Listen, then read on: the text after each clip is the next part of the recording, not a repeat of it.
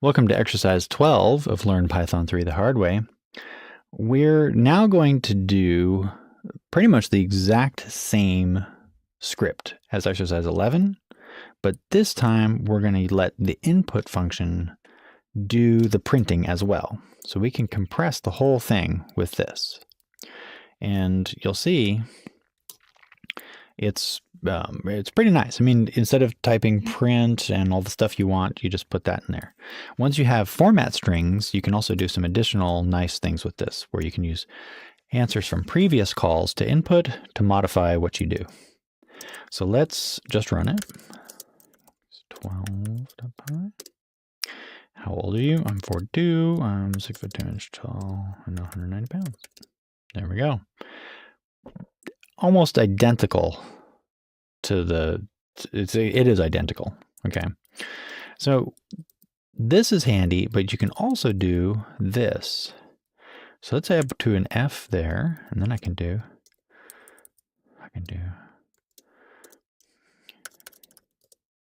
your age. Nice. I got age already from input, right? So I already have that. Python saved it for me. So now I can use it in the prompt to the next one. Previously, the way you might have done it if you hadn't done exercise 12 was to do a print above this. But now we have F strings, so we can just pop them right in there. And it's actually much nicer this way, the way Python's doing these format strings now. So I'm going to say I'm 42. See, you're 42. Nice. How tall are you? There we go. So that's a nice little modification. Take the time to see how many questions can you come up with. Can you come up if you've ever played Dungeons and Dragons or any kind of like video role-playing game, anything like that, where you make a character, you make an avatar, and it's got all these questions they ask you, and they come up with something. See if you can do something like that. That would be something fun to do this with this kind of question and answer stuff. And then, as usual, you can also put int around that whole thing, like that, and it'll become an integer. Let's go run that real quick. I'm 45, and we can do garbage. There you go. So that all works. Remember, the golden rule in programming is if you can do one thing and you can do another thing, you can usually combine those things.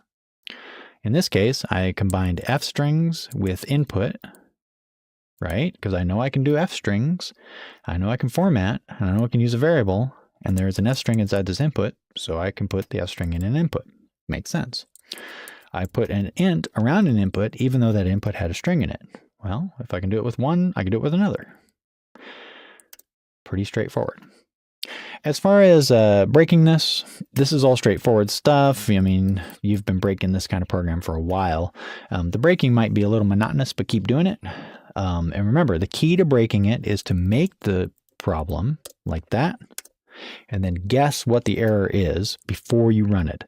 So I'm going to say syntax error. And that will help you, syntax error, invalid syntax. That will help you get good at spotting those kinds of simple errors. Okay, that's the end of exercise 12. See you at the next one.